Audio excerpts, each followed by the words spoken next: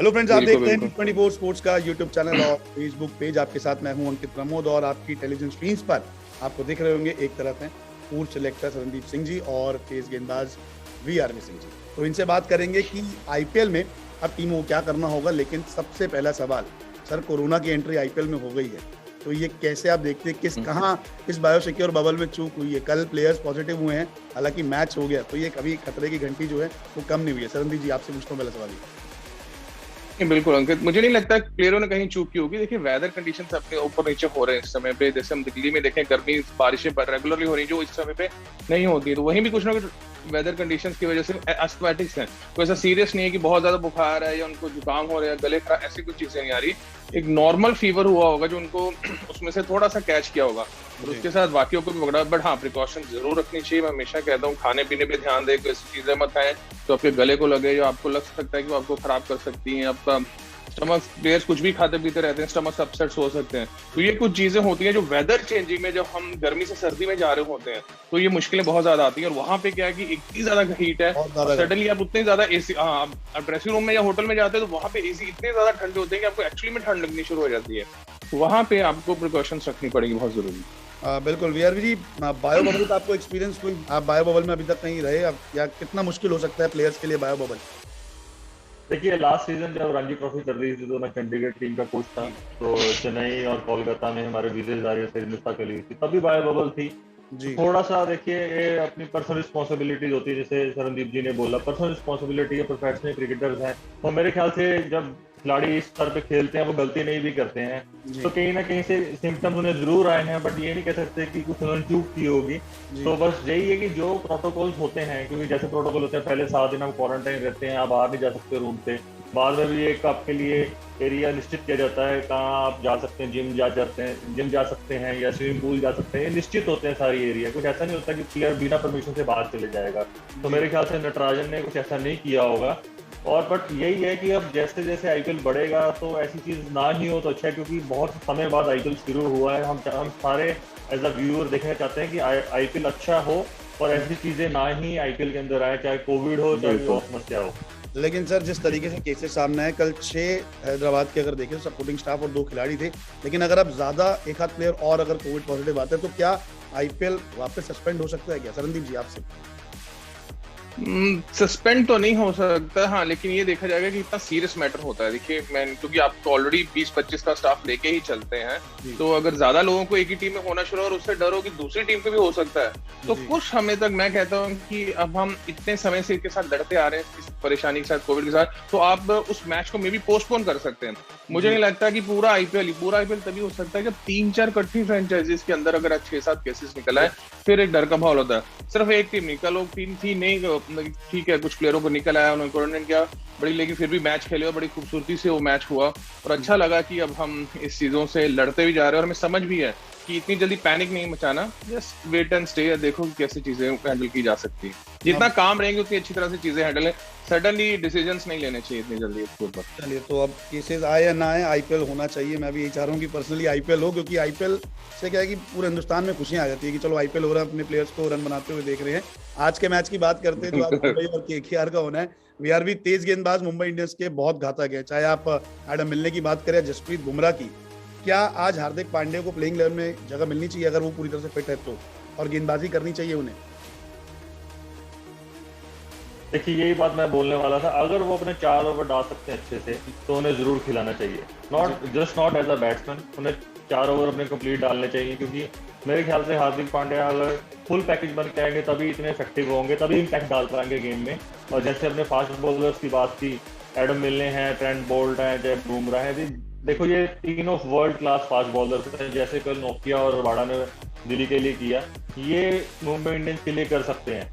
तो देखिए, तीनों फास्ट बॉलर, बहुत कैपेबिलिटी है। और पिछले मैच में इन्होंने बॉलिंग अच्छी डाली थी, हालांकि मुंबई गेम नहीं जीत सका था, पर बॉलिंग इन्होंने बहुत अच्छी डाली थी, अच्छे लय में दिख रहे हैं। तो होपफुली आज भी अच्छा प्रदर्शन करेंगे तीनों। आज भी अच्छा, बिल्कुल। आशीष नेहरा जी ने भी ये कहा है कि अगर 4 ओवर नहीं तो हार्दिक पांड्या कम से कम 2 ओवर तो डाल सकते हैं। एक पूर्व सिलेक्टर, अगर मैं संदीप जी आपसे पूछूं कि हार्दिक पांड्या अगर गेंदबाजी नहीं कर रहे तो क्या इनकी आईपीएल हो या टीम इंडिया में जगह बनेगी? क्योंकि एक गेंदबाजी ऑलराउंडर टीम आए थे। नहीं बिल्कुल, मैंने पहले भी बहुत बार, कुछ महीने पहले भी मैंने रेगुलर इंटरव्यूज में बोलता रहा हूँ कि मुझे नहीं लगता कि अगर ऐसा सेलेक्टर उसकी कोई जगह नहीं बनती है, इम्पॉसिबल है। हार्दिक पांड्या जो है वो पहले बॉलर है, फिर वो बल्लेबाज है, ऑलराउंडर है, तो bowler first, who can bat also. पर ऐसा नहीं हो सकता कि एज ए बैट्समैन खेले, कितना भी टैलेंटेड हो हमें पता, कितने भी लंबे मार दो उसमें कोई फर्क नहीं पड़ता। उसको ऑस्ट्रेलिया में ओडीआईस खिलाया, उसने गेंदबाजी नहीं की, लेकिन सब कहते हैं यार बल्लेबाजी अच्छी की, बट वो दोनों ओडीआईस हम हारे हैं और उसमें स्कोर भी 360 लग गया, ऑस्ट्रेलिया ने बना दिया। तो वो चीजें नहीं हो सकती कि आप बल्लेबाजी में सीखा, फिर आपको एज ए बैट्समैन दूसरे तरीके से देखा जाना पड़ेगा, फिर आपको दोबारा जैसे डोमेस्टिक क्रिकेट में जाना पड़ेगा, वहां आपको नंबर 3 बल्लेबाजी करें, वहां एज ए बैट्समैन खेले। और आप आईपीएल में भी देखें तो बैटिंग वो नंबर 5-6 पे ही कर रहे हैं, बॉलिंग डाल ही नहीं रहा था। जो पिछला सीजन, जो आधा सीजन हुआ, उसमें गेंदबाजी नहीं की और बैटिंग में कुछ खास नहीं किया, श्रीलंका में कुछ खास नहीं किया। बड़े समय से सिर्फ ट्रेनिंग कर रहे हैं और सुनने में आ रहा है जी कि जहीर खान उनके साथ काम कर रहे हैं, उनके साथ गेंदबाजी एक्शन चेंज करा रहे हैं, बट इस चीज को ऑलरेडी 2.25 साल हो चुके हैं, बिल्कुल अभी तक वो चीज ठीक नहीं हो सामने आ रही। तो मुझे नहीं लगता कि हार्दिक पांड्या, ये सेलेक्टर्स के ऊपर बड़ा क्वेश्चन आ जाएगा कि आप अगर उसको पिक करें तो एज ए बैट्समैन नहीं पिक कर सकते। 4 ओवर का मतलब अच्छे 4 ओवर डालने चाहिए, सिर्फ 2 ओवर डाल के जो बैटिंग में घुमाता है अच्छे, तो वो चीज नहीं हो सकती। बैटिंग में तो 1 बॉल होता है, गेंदबाजी में तो फिर आपके पास 24 बॉल है, 4 ओवर डालेंगे तो 24 बॉलों में गारंटी कहाँ है सर कि बैटिंग में हर बारी वो 30 या 35 रन बनाएंगे? कोई गारंटी तो है ही नहीं। या तो बैटिंग में आप उनको नंबर 3 भेजो, नंबर 4 भेजो, तो फिर आप बैटिंग उनको नंबर 6-7 क्यों भेज रहे हो? मेरा वही क्वेश्चन बार बार रहता है, क्यों नंबर 7 पे आ रहा है? इतना ही टैलेंटेड ऑलराउंडर है, हमें पता है इसकी जो एबिलिटी है, जो उसने भारत के लिए किया है, तो फिर उसे ऊपर खिलाओ। आप अगर खाली बैट्समैन खिलाना चाहते हो तो फिर आप नंबर 4 का स्पॉट उसको दे दीजिए। विराट के बाद नंबर 3 में विराट कहते हैं, नंबर 4 का स्पॉट उससे दे दीजिए आप। लेकिन आप इसलिए नहीं दे सकते क्योंकि आपको भी पता है कि आप अपने डिसीजन में फंस जाएंगे। एज ए ऑलराउंडर खाली एज ए बैट्समैन नहीं खेल पाएगा, आपको बॉलर तो चाहिए T20 में। अगर किसी दिन बुमराह का दिन खराब हुआ, 1-2 ओवर में उसने 20 रन खाए या भुवनेश्वर कुमार ने खाए और कुछ नहीं चला, तो फिर आप क्या करोगे? एक दूसरे की शक्लें देखोगे तो विराट और रोहित ऑप्शन बचती है कि अभी तुम ही आगे गेंदबाजी करो कि हमारे तो हाथ उड़ गए अब। बिल्कुल, इसलिए चीजें बहुत ध्यान से डिसीजन लिए जाते हैं। बिल्कुल। वीआरवी, ऐसी कौन सी एक्सरसाइज है जो अभी तक 2 साल तक उनकी बैक ठीक नहीं हुई है, बॉलिंग नहीं करा पा रहे, चाहे वो 1 ओवर डालते हैं फिर वो रुक जाते हैं, तो ऐसी कौन सी प्रॉब्लम आ रही है आपके हिसाब से, या क्या करना चाहिए जिससे वो T20 वर्ल्ड कप या आईपीएल में गेंदबाजी करें? देखिए, मैं ये बात बोलूँगा, उनकी बैक सर्जरी हुई है और मेरी भी बैक सर्जरी हुई है, 10 साल पहले हुई थी। तो देखिए, बैक सर्जरी के बाद एक तो देखिए थोड़ा सा आपको रीमॉडल एक्शन करना पड़ेगा अपना। अगर एक्शन की वजह से आपको इंजरी हुई है तो वो मेरे ख्याल से जाकर एनसीए में उन्हें टाइम बताना पड़ेगा, 6 महीने या उससे ज्यादा समय लग जाएगा। कई बार आपको रीमॉडल करना पड़ता है एक्शन अपना। किसी पॉइंट पे मे बी आपकी काउंटर रोटेशन ज्यादा हो सकती है, आपकी साइड बेंडिंग ज्यादा हो सकती है, उस कारण बैक पे आपको स्ट्रेस आ ही जा रहा है दोबारा से। तो मेरे ख्याल से जैसे शरणदीप जी ने बोला, उनको 4 ओवर तो डालने ही डालने, इम्पैक्टफुल 4 ओवर डालें, ये नहीं कि सिर्फ 4 ओवर ही डालना, आगे बस बॉल डाल दी, अच्छी गति आगे बॉल नहीं डालने। 135 से 138 किलोमीटर की गेंदबाजी वो करते रहे हैं, उसके आसपास उन्हें दोबारा से आना पड़ेगा। और 5 विकेट ले चुके हैं वो इंग्लैंड दौरे में टेस्ट क्रिकेट में। तो देखिए, उनकी बॉलिंग की क्षमता जरूर है, पर मेरे ख्याल से उनके कुछ एक्शन में ही दिक्कत लग रही है मेरे को, उसको थोड़ा रीमॉडल करना पड़ेगा। उसके लिए उनको एनसीए में जाके 6 महीने मेहनत करनी पड़ेगी। वो मेहनत के बिना ये बॉलिंग दोबारा से वापस नहीं आएगी, और अगर वो दोबारा से पुराने एक्शन से करते जाएंगे तो रीअकरेंस होती रहेगी इंजरी की, तो फिर वो कभी भी एज अ बॉलर कभी सेटल नहीं हो पाएंगे आने वाले अपने कैरियर में। तो उनके लिए एक समझदारी की बात होगी इस आईपीएल के बाद, और जहाँ पर भी उन्हें मौका मिलता है 3 से 4-6 महीने का गैप, तो एनसीए में जाए। एनसीए में हमारे फैकल्टीज बैठी हुई हैं, बॉलिंग फैकल्टीज, उनके साथ जाकर काम करें, तो आने वाला उनका कम से कम 4-5 साल का अच्छा भविष्य बन पाएगा एज अ बॉलर। बिल्कुल सर, रोहित शर्मा की नहीं, बिल्कुल ठीक कह रहे हैं। एक थोड़ा सा बोलना चाहूंगा अंकित बीच में, Hardik is the most important player, जो दी ने बोला बिल्कुल ठीक बोला। पर यहाँ एक चीज ये हो रही है कि अभी तक उसकी इंजरी पूरी तरह से सामने आई नहीं है, किसी को एक्चुअली नहीं पता कि उसको इंजरी हो क्या रही है। काफी समय से ये देखने आ रहा है कि फिजियोस के साथ काम कर रहे हैं, नितिन पटेल के साथ काम कर रहे हैं, ये जो उनके मुंबई एमआई के जो फिजियोस के साथ काम कर रहे हैं, उनके साथ जहीर खान हेल्प कर रहे हैं उनको, उनके बॉलिंग। बट अभी तक वो चीज ठीक नहीं हो रही। एक नए एक्शन के साथ आते हैं, लेकिन फिर देखते हैं उसमें फिर प्रॉब्लम आ रही है, फिर एक नए एक्शन के साथ फिर वही प्रॉब्लम आ रही है। तो यहाँ ये समझ नहीं आ रही कि या तो जो फिजियोस है उनके साथ वो उनको ठीक तरह से नहीं बता पा रहे, या हार्दिक पांड्या ही उस चीज को अडॉप्ट नहीं कर पा रहे।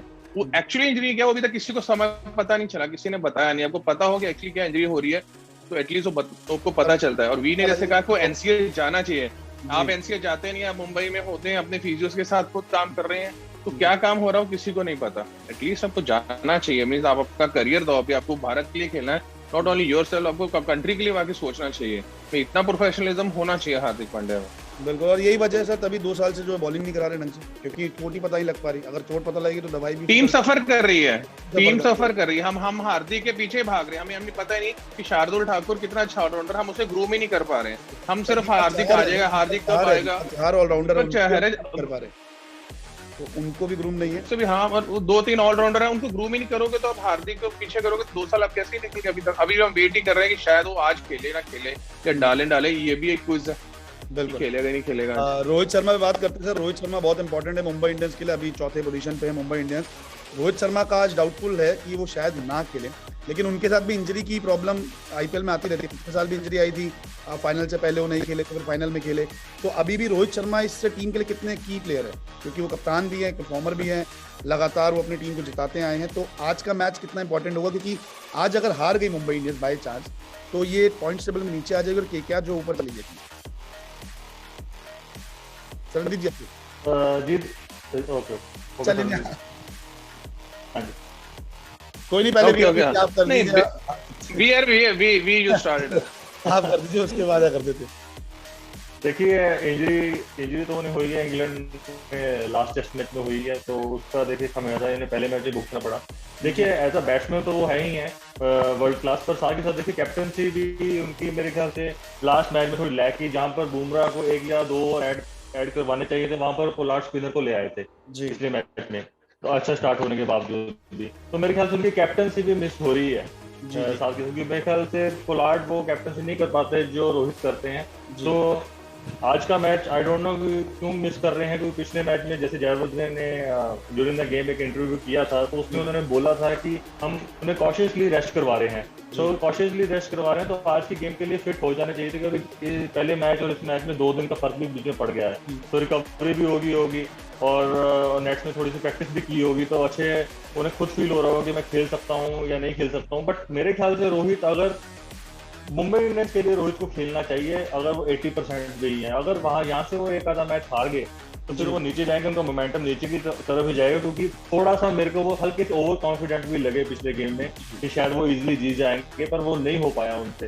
तो रोहित का खेलना बहुत जरूरी है, और साथ ही साथ मैं ये बोलूंगा कि Pollard is a good captain, और मैं देखूंगा किसी इंडियन यंग जो से खिलाड़ी हैं बीच में, चाहे वो सूर्य कुमार यादव है, ऐसे लड़कों की तरफ भी ये कैप्टनसी की तरफ देख सकते हैं, क्योंकि ये लड़के भी काफी टाइम से मुंबई इंडियंस से जुड़े हुए हैं, अच्छा परफॉर्म कर रहे हैं, अच्छे फ्रेम ऑफ माइंड में।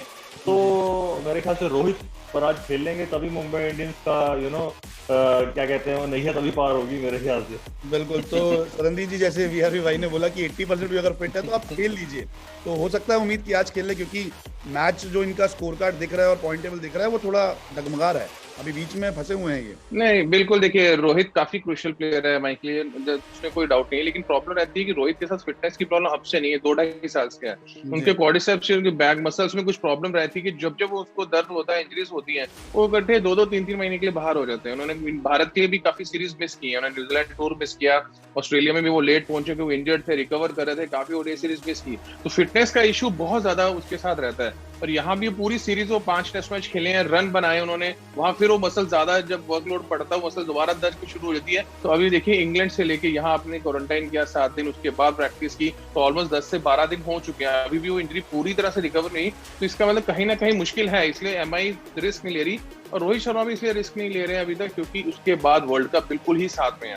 अगर आप यहाँ अगर 80% में भी आप खेल जाते हो, अगर दोबारा इंजरीज हो जाती है और आपको फिर पता चलता है कि 10 से 15 दिन को आपको रेस्ट चाहिए, तो फिर मुश्किलें सिर्फ एमआई के लिए नहीं, भारत के लिए भी खड़ी हो जाती हैं कि भाई हमारा जो मेन ओपनर है तो वो अब आगे कैसे जाएगा। तो यहाँ जरूरी मैं ये मानता हूँ कि जब तक पूरा 100% फिट नहीं होते, आप एफर्ट नहीं मारते, आपको नहीं खेलना चाहिए, नहीं तो फिर क्या है कि आप एमआई को भी खराब करोगे और भारत को भी खराब करोगे। तो आई होप सो कि रोहित इतना मैच्योर है, इतना सीनियर प्लेयर है, उसने बात की होगी, और आपको एमआई 5 बार चैंपियंस है, जरूरी नहीं आप एक प्लेयर पर, ठीक है आपका एक प्लेयर बहुत बहुत ज्यादा कंट्रीब्यूट करता है, बट कभी कभी उससे बाहर निकल के भी आपको खेलना चाहिए, अपने दम पे भी जीतना चाहिए, और एमआई में वो काबिलियत है, बहुत बड़े बड़े प्लेयर हैं। और बैट्समैन को मैं हमेशा कहता हूँ एक बॉल ही चाहिए, यार क्या पता रोहित को ही वो पहला बॉल पड़ गया, पहली बॉल पे आउट हो गए, तब भी तो आपको रन बनाने ही पड़ेंगे। तो उस सेट ऑफ माइंड के साथ आपको अंदर जाना चाहिए कि कोई हो ना हो, हम हैं तो हम ही जिता के लाएंगे। बिल्कुल, तो मुंबई की टीम तो एकदम मजबूत है, लेकिन बात अब केकेआर की करते हैं, और सीधा वीआरवी आपके पास आते हैं, क्योंकि आप तेज गेंदबाजों से काफी, जो भारतीय गेंदबाज हैं तेज गेंदबाज, उनको काफी पसंद करते हैं।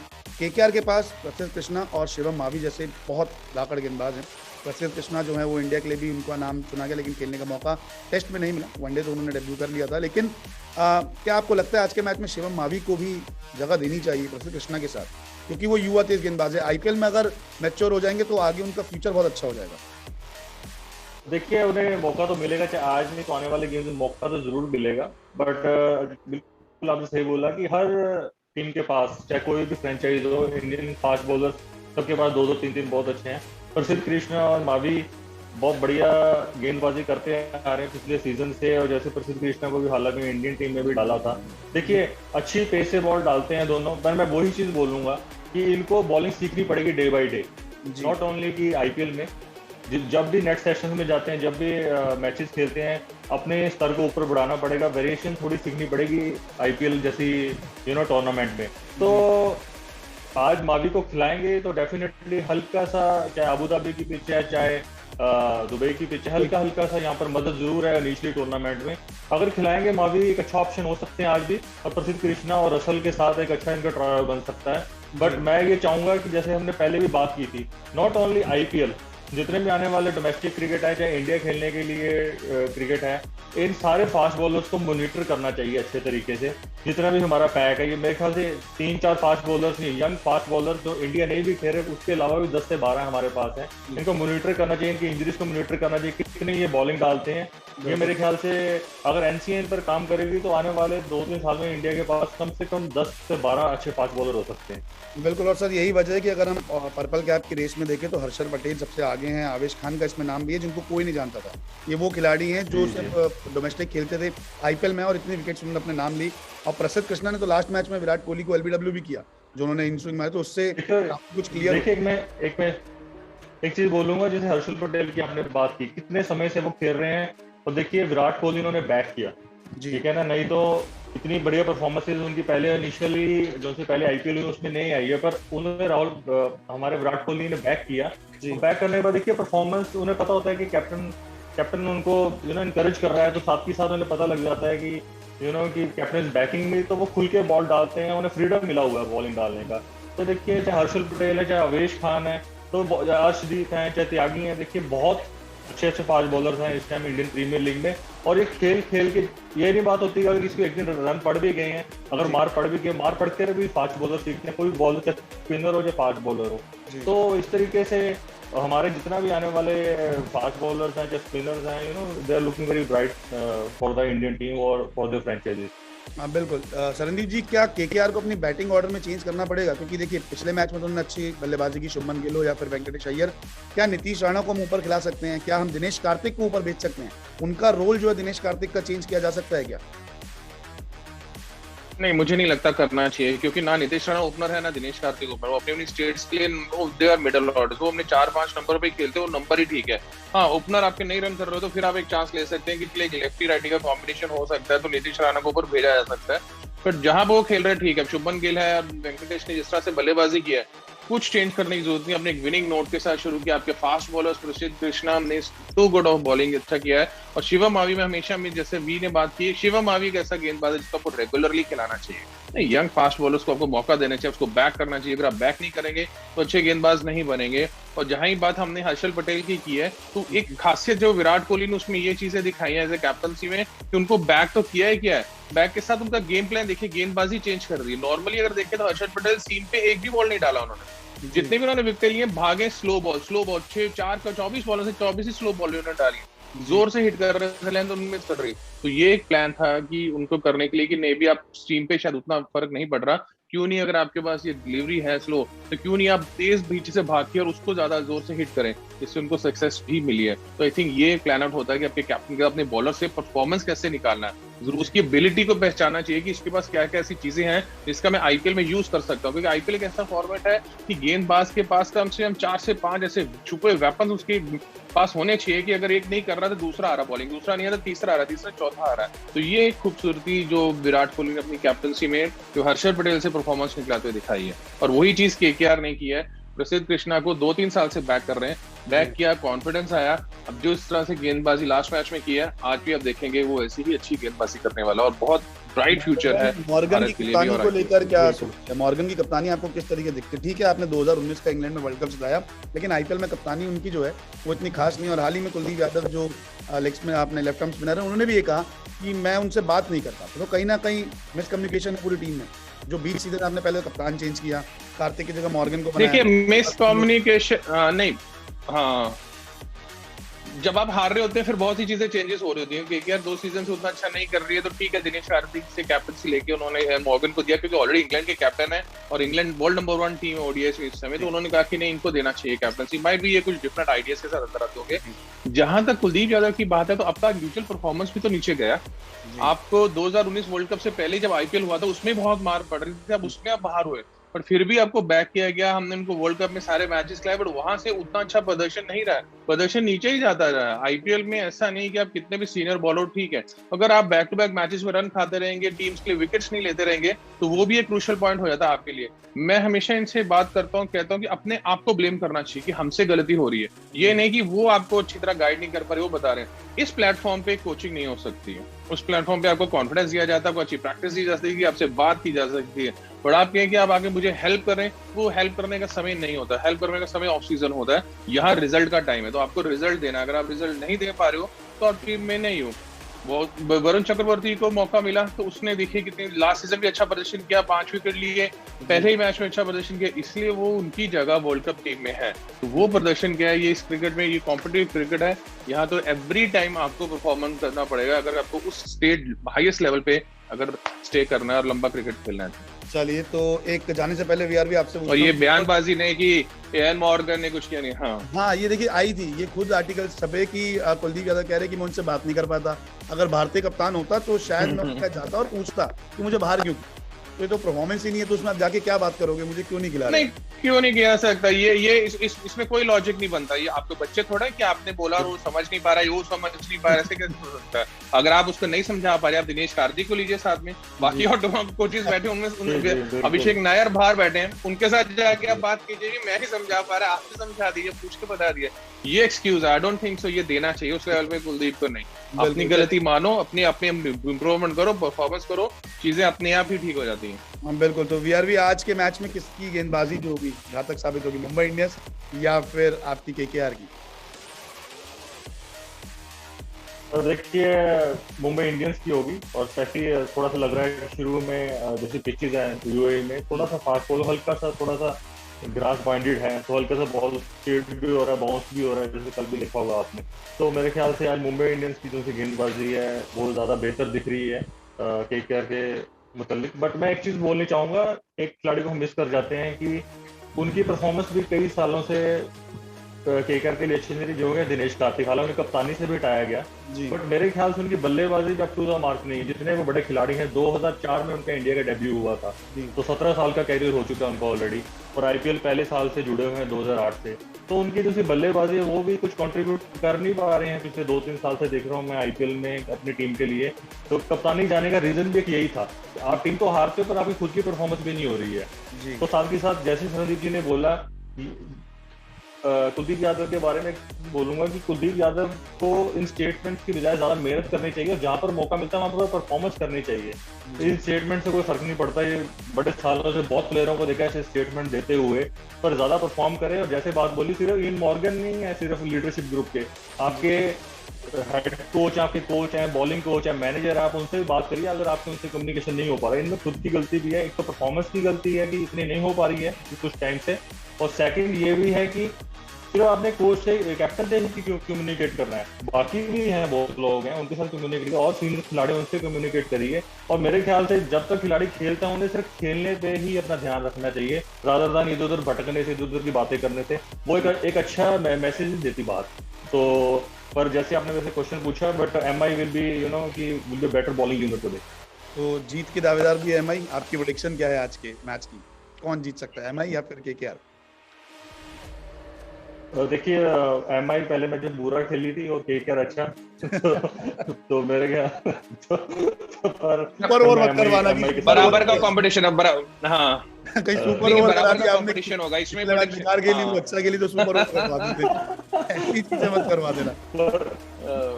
नहीं ऐसा सुपर ओवर नहीं। एक बारी पिछले साल तो एक ही उसमें 2 सुपर ओवर हो गए थे, वो मैच मैं भी देख रहा था। हाँ, मैं कब घर जाऊं, मैं कभी सारी चीजें खत्म करूं, तो वो और ज्यादा हमारे लिए भी हेक्टिक था कि ये खत्म क्यों नहीं हो रहा मैच।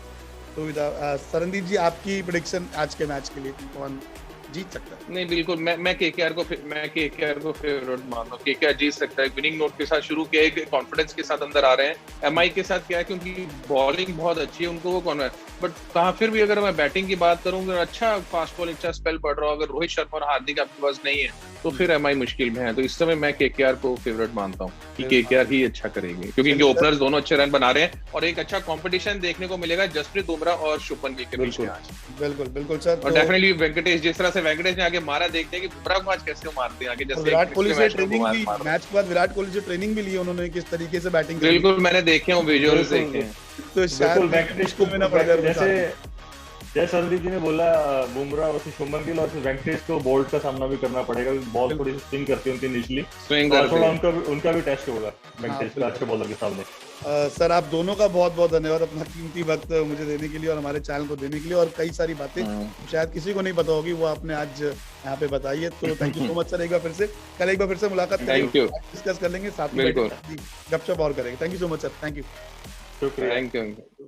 अगर आपको हमारा ये वीडियो पसंद आया है तो इसे लाइक और शेयर जरूर कीजिए, और हाँ, हमारे चैनल को सब्सक्राइब और फॉलो करना मत भूलिएगा, ताकि आप क्रिकेट की कोई भी खबर मिस ना करें। चाहे स्पोर्ट्स की ब्रेकिंग न्यूज हो या क्रिकेट का कोई अपडेट, प्लेयर्स की मस्ती हो या हो मैदान का लाइव एक्शन, हर वीडियो मिलेगा न्यूज 24 स्पोर्ट्स पर। हम कंट्रोवर्सीज भी मिस नहीं करते, तो जुड़िए हमारे साथ और देखते रहिए न्यूज 24 स्पोर्ट्स।